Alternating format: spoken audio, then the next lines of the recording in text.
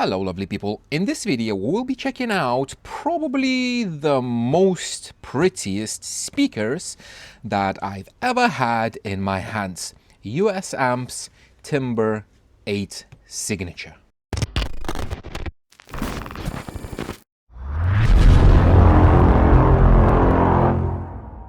Before we start, as always, huge thank you to Michael James from US Amps. He sent me these for a few different reasons. One of them is going to be just to check out. The second one is going to be to check out the tweeters and compare them to all the other ones. Now, if you haven't watched, you haven't seen, I do have a US Amps SQ442 amplifier that is currently installed in my car, running my mid-bass and front subwoofer. And in this video, we're gonna check out these. Now, this video might be slightly disappointing to some of you because I will not test them.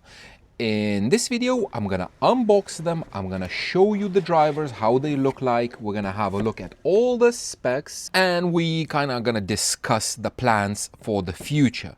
So, let me remove this. This is the manual, we'll have a look at the manual.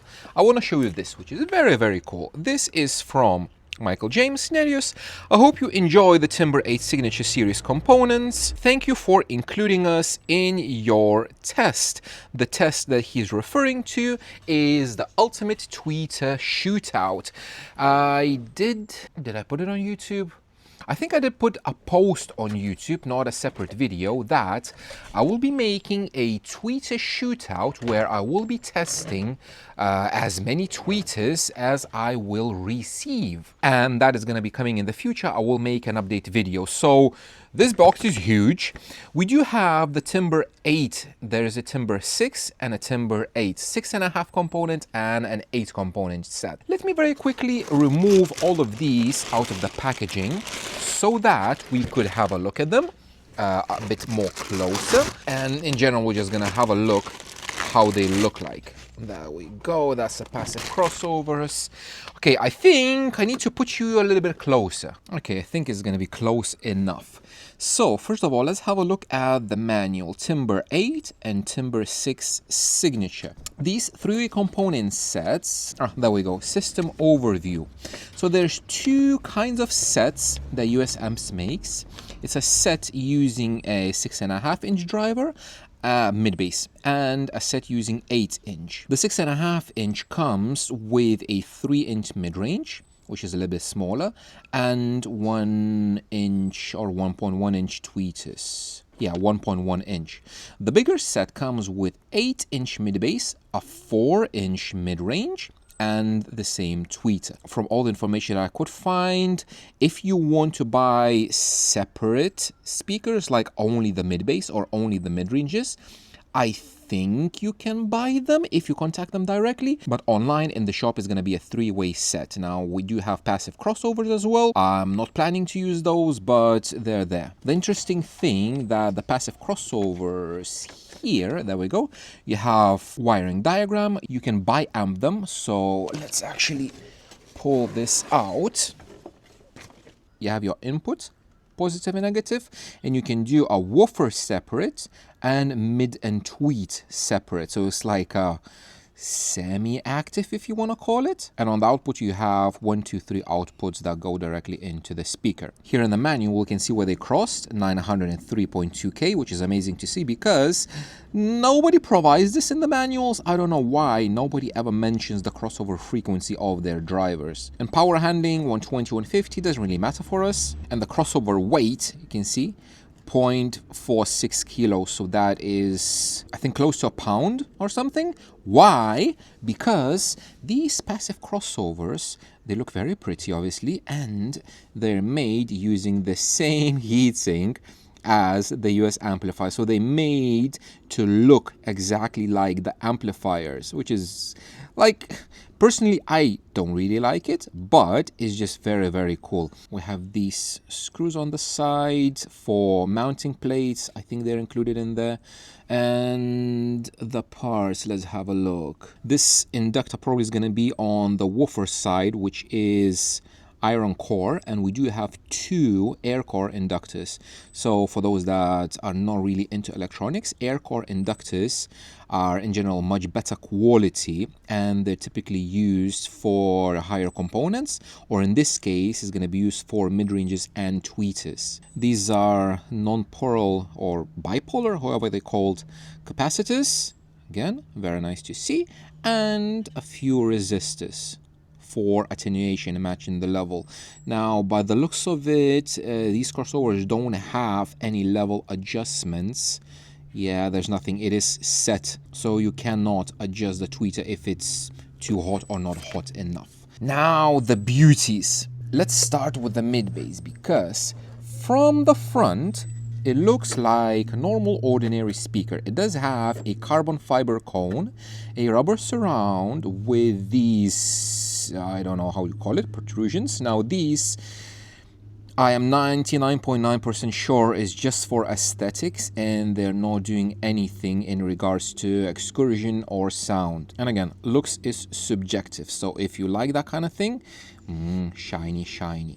Now from the back, there we go, we have all of this. Some already did note that these speakers do look like some other manufacturer. I'm not going to mention it, and I am not sure if it's collaboration between these brands, or maybe the engineer was kind of designing the same thing, or they just used the basket. I'm not sure, I don't know, but it looks bloody awesome. It looks so good. Okay, so an 8-inch, and probably you would look at this and say it looks a little bit small for an 8-inch, and if you thought that, you would be totally correct. If we would go back to the manual, because in the manual I have all the specs, and here, there we go, let's go to the 8-inch woofer. So you have your frequency response, that is basically, this is done for each individual speaker in the set. You have a mid-range, I have tweeters on the other side, and we have our full set of TS parameters. So the cone, we have carbon fiber, surround butyl, and if we're gonna go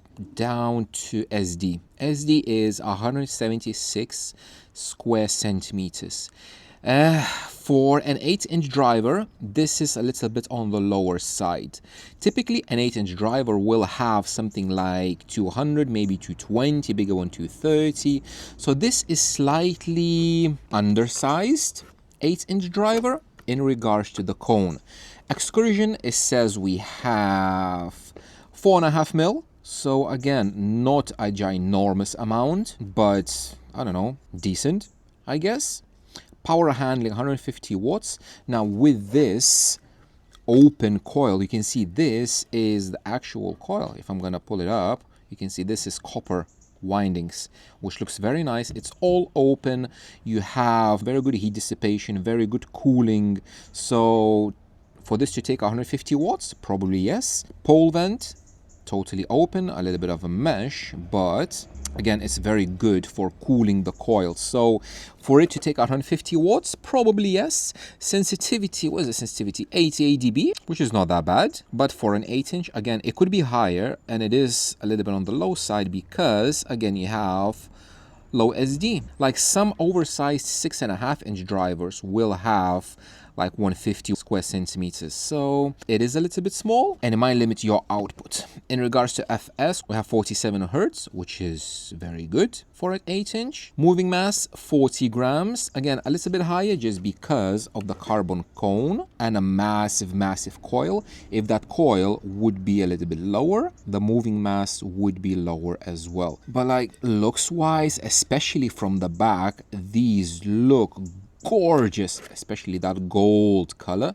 If you have your gold amp, now I put some fingerprints so it's not as shiny, but if you have a golden amp, you have these speakers, and especially if you would mount them like inverted in maybe in the kicks, I would really like that. So what is the plan for this 8-inch mid-bass? I will be testing it not in this video because, as I mentioned, I have the tweeter shootout coming up and I'm preparing for that. I will have, oh man, should I spill the beans now or a bit later?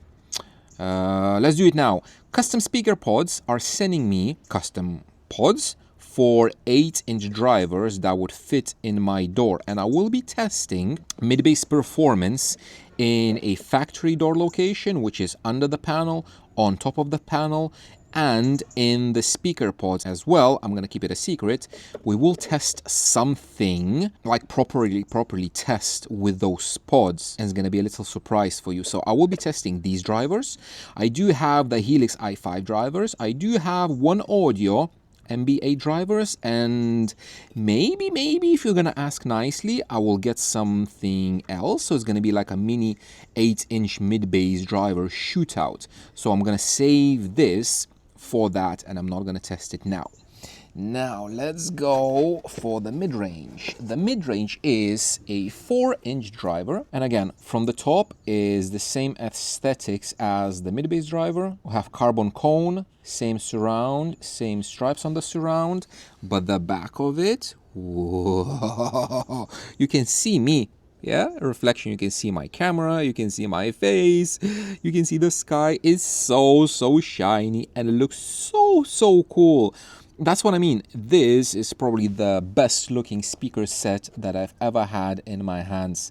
The second one is going to be Alpine HDZ, the Status series. Those look gorgeous as well. And this is a 4-inch driver. And again, it looks to be a little bit undersized 4-inch, where we have the flange, this part, a little bit bigger than you would typically have on a speaker. So probably the cone wise is going to be closer to like 3.5, maybe 3.7-inch driver. And let's have a look at the specs. There we go. We have 50 watts RMS power handling, sensitivity 83 dB. So again, lower. It is low because the FS is 87 hertz, which is very low. This would be, I want to say, something similar to the Steg MSS3, size-wise and capability-wise. Very low FS, quite high X-Max, 2.1 millimeters for a mid-range. It is quite a lot. And moving mass of 8 grams, it's kind of on the high side, but again, that comes down to the lower FS. Now, in regards to this driver, I could test it now, but I will be comparing this one with my Fatal Pros that I have currently in my car in the dash. Those drivers they're totally different drivers. They have much higher FS of like 100 and I don't remember, 120, 140. However, those are close to 10 decibels more sensitive than these. They cannot take as much power because obviously this has a bigger coil, bigger motor. So can we see the coil? No, you cannot really see.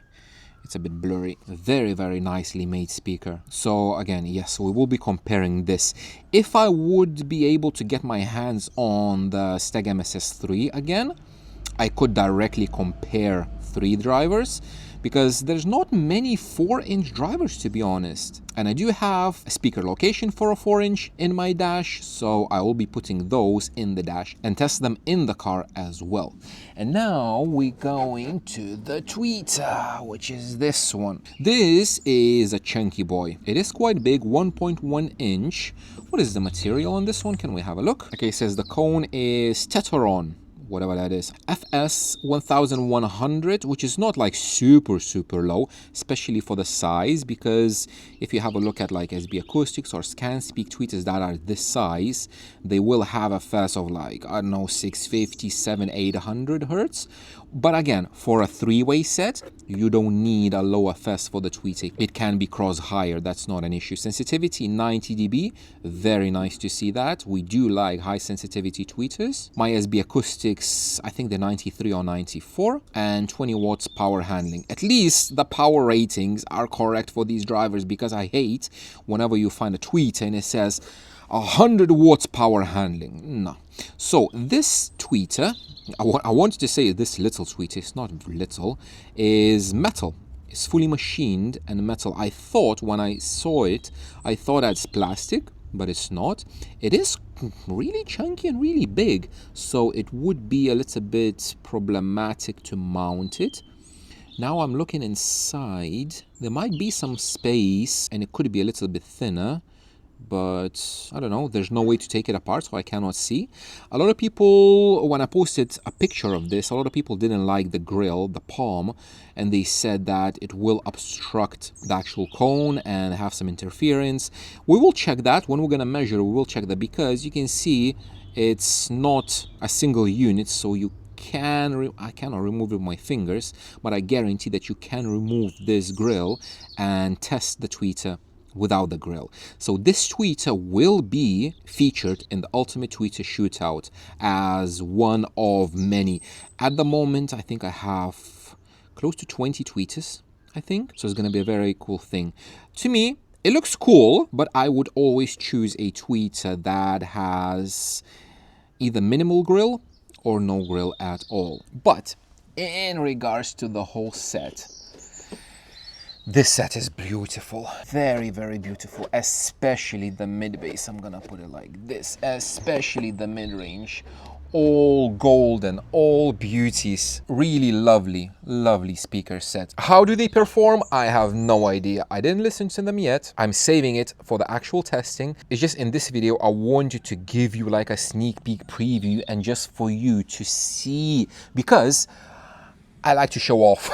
Like, especially when you have something beautiful as this, you want to show this to the whole world, and that's exactly what I'm doing. So stay tuned for future testing videos. Stay tuned for the Tweeter Shootout. US Amps, thank you again very much for this amazing set of speakers, and stay tuned for future updates.